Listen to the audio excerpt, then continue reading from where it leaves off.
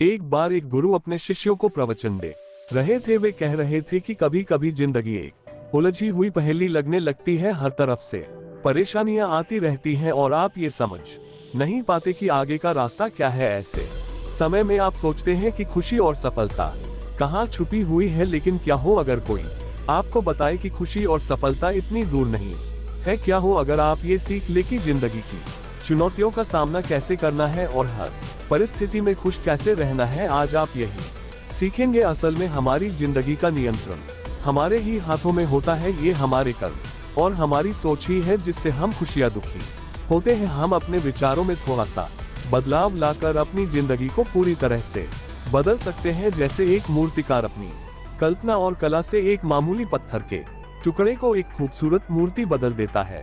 बस बिल्कुल इसी तरह हम भी अपनी सोच और कर्मों से अपनी जिंदगी को सुंदर और खुशहाल बना सकते हैं। तो क्या आप सब तैयार हैं इस बदलाव को महसूस करने के लिए? क्या आप भी अपनी परेशानियों को जानकर पहचान कर उनसे छुटकारा पाना चाहते हैं? यदि हाँ तो मेरी बातों को अंत तक ध्यान से सुनो। एक इंसान का जीवन उसकी वास्तविकता है। आज जो उसके सामने है वह उसकी सच्चाई है। बीता हुआ कल और आने वाला कल भी आपका आज नहीं हो सकता।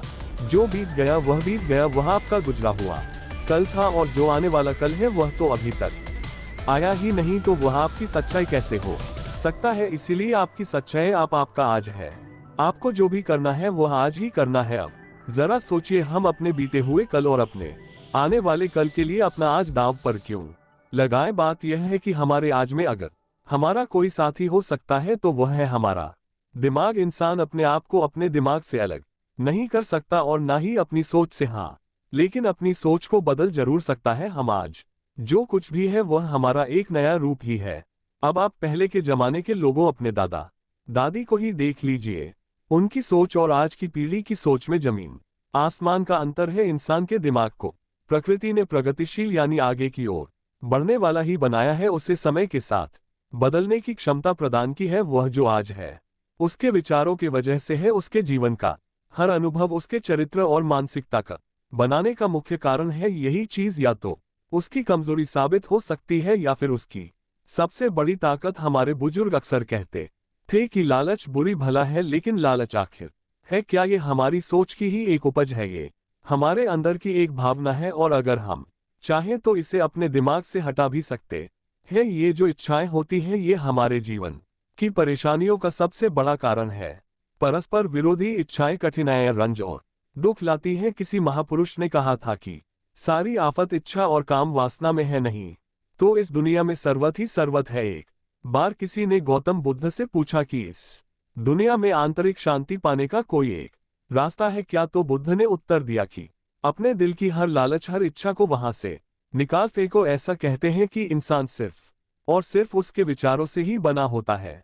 अब यह आप पर निर्भर करता है कि अगर आपकी सोच अच्छी है तो आपका जीवन भी अच्छा है, लेकिन अगर आपकी सोच परेशानियों और वासनाओं से भरी है तो इसका आपके जीवन पर सीधा असर पड़ेगा। इसीलिए सोच बदलो, जीवन बदलो। क्या आप जानते हैं कि हमारी सबसे बड़ी परेशानी कहां से शुरू होती है? जब हम प्रयास करना बंद कर देते हैं। किसी भी लक्ष्य को हासिल करने में मेहनत तो लगेगी ही और परेशानियां भी आएंगी, लेकिन ध्यान रहे कि जीतता वही है जो बिना हार माने कोशिश करता रहता है। इंसान दो प्रकार के होते हैं। एक तो वह जो किसी भी काम की शुरुआत से पहले नतीजों से घबरा जाते हैं और बहानों की मदद से घुटने टेक देते हैं। अब आप ही बताइए, क्या ऐसा इंसान कभी भी अपने जीवन को बेहतर कर सकता है क्या? बिल्कुल नहीं। उसके जीवन में आसानी की जगह परेशानियां ही आएंगी और इसके जिम्मेदार वो खुद होंगे। किस्मत या भगवान उन परेशानियों के लिए जिम्मेदार नहीं होंगे। दूसरे प्रकार के लोग होते हैं जो बिना अपनी असफलता से डरे अपनी मंजिल की ओर अपने कदम बढ़ाते ही जाते हैं। वो अपने आलस्य और आराम से ज्यादा प्राथमिकता अपने लक्ष्य को देते हैं। फिर उन्हें अपने रास्ते में आने वाली सभी कठिनाइयां मामूली लगती हैं। फिर अगर वह हार भी जाते हैं तो भी संतुष्ट रहते हैं। कोई शिकायत, कोई निराशा, कोई पश्चाताप नहीं रहता, क्योंकि उन्होंने कोशिश करना नहीं छोड़ा और उन्होंने हमेशा सही का ही साथ दिया। कभी भी गलत और नकारात्मक भावनाओं को अपने ऊपर हावी नहीं होने दिया। इसीलिए उनके बोए हुए फल मीठे ही निकले। वहीं अगर आप अपने फायदे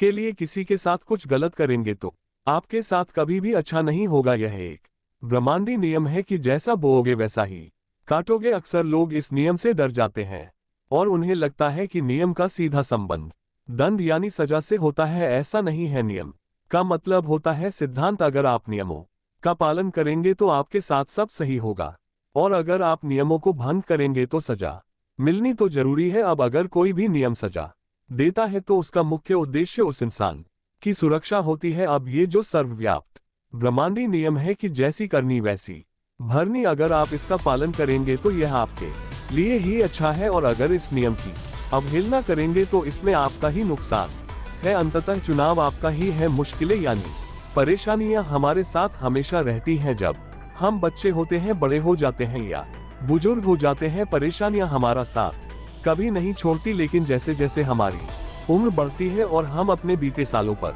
नजर डालते हैं, तब हमें उस गुजरे समय की परेशानियां काफी छोटी और सरल लगने लगती है। अब आप पढ़ाई को ही ले लीजिए। जब हम विद्यालय में पढ़ते थे तब हमें वहाँ की पढ़ाई बहुत मुश्किल लगती थी, लेकिन जब बड़े हुए और वास्तविक दुनिया से सामना हुआ तब इस बात का एहसास हुआ कि छात्र जीवन तो हमारी जिंदगी का एक स्वर्णिम समय था। असल जंग तो यहाँ शुरू हुई है। क्या आप सबको पता है ऐसा क्यों होता है? जिंदगी में मुश्किल भरा समय बीत जाने के बाद वो मुश्किल इतनी आसान क्यों लगने लगती है?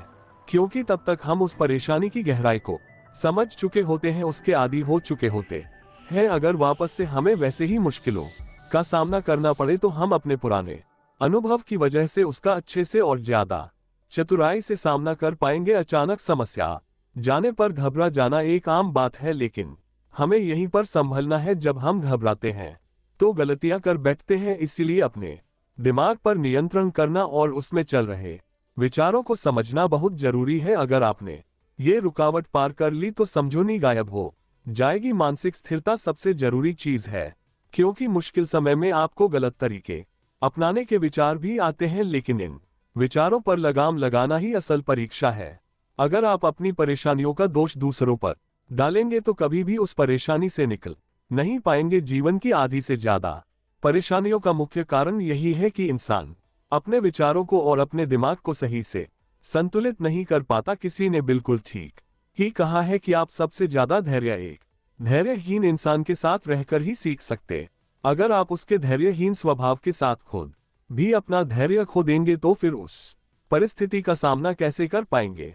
बिल्कुल यही संबंध हमारा और हमारी मुश्किलों का भी है। मुश्किल परिस्थितियों के समय में अगर हम अपने दिमाग का संतुलन गवा देंगे तो हम अपने ही जीवन को मुश्किल बना लेंगे। इसीलिए दिमाग और विचारों का उचित संतुलन सबसे ज्यादा जरूरी है। आप समझते हैं कि व्यक्तिगत स्वतंत्रता का मतलब क्या होता है और यह हमें हमारे जीवन की समस्याओं को सुलझाने में कैसे मदद कर सकती है? व्यक्तिगत स्वतंत्रता का मतलब है कि हर इंसान अपने व्यक्तिगत निर्णयों के लिए स्वतंत्र है। जैसे जब आप बाजार जाते हैं तो वहां से अपने लिए कुछ खरीदना है।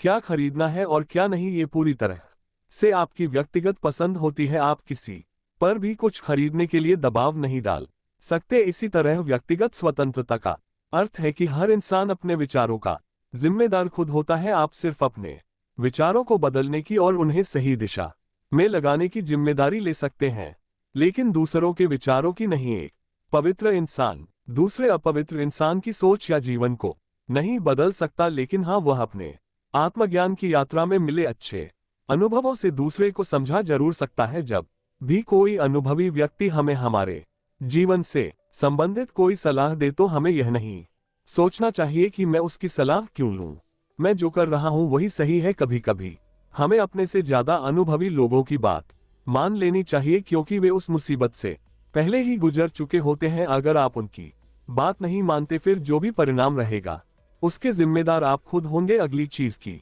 कोई भी काम छोटा या बड़ा नहीं होता, काम तो काम होता है और आपका काम ही आपकी असल पहचान बनाता है। मान लो अगर आपको एक बहुत बड़ा व्यापारी बनना है तो आपको शुरुआत एक छोटे काम से ही करनी पड़ेगी। धीरे धीरे कदम दर कदम आप आगे बढ़ेंगे। अगर आपकी सोच और आपके कर्म एक हो गए तो एक दिन आप बहुत बड़े व्यापारी बन जाएंगे। लेकिन अगर आप सोचते हैं कि नहीं, मुझे तो सीधे कुछ बड़ा ही करना है, मैं छोटे मोटे कामों के लिए नहीं बना हूं, तो आप हमेशा वही रगे जहां हैं, कभी भी उस जगह से आगे नहीं बढ़ पाएंगे।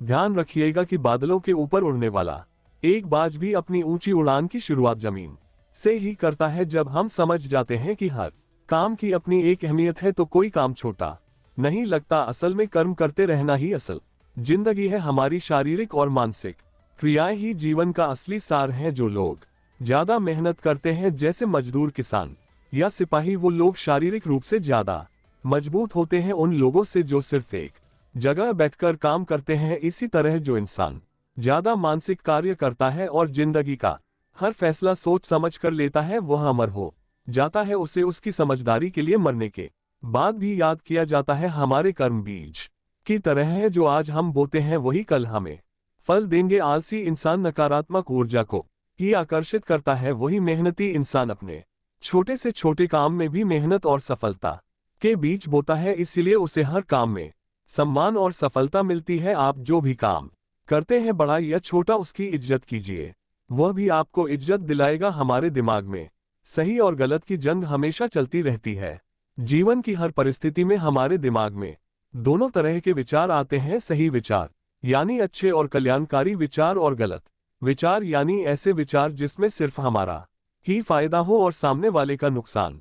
अक्सर हमारा दिल अच्छे विचारों को बढ़ावा देता है और दिमाग बुरे विचारों की तरफ ज्यादा आकर्षित होता है। ये जंग हमेशा हमारे दिमाग में चलती रहती है और इसमें जीत किसकी होगी यह पूरी तरह से हम पर ही निर्भर करता है। जब हम इस जंग को सकारात्मक तरीके से जीतते हैं तब हम जीवन को सही नजरिए से जीना सीख लेते हैं। अगर हमारे जीवन में कभी किसी के साथ किसी भी बात पर मतभेद होता है तब हम बहसबाजी या लड़ाई झगड़े की बजाय शांति पर विश्वास करते हैं, क्योंकि हम जानते हैं कि लड़ाई से पीछे हटना ही समझदारी है। असल में लड़ाई हमारे मन की लालच, स्वार्थ, जलन और बुरी सोच का नतीजा है, जबकि शांति हमारे मन के सुकून, करुणा और दया का नतीजा है। क्रोध बहुत ही बुरी चीज है, ये हमें अपनी ही आग में जलाता रहता है और इस आग की जलन से हम अपने अंदर की खूबसूरत ठंडक को महसूस करना भूल जाते हैं। लेकिन ये हमारी ही व्यक्तिगत जिम्मेदारी है कि हम अपनी समझदारी से अपने क्रोध को काबू करें, तभी हम बहुत सारी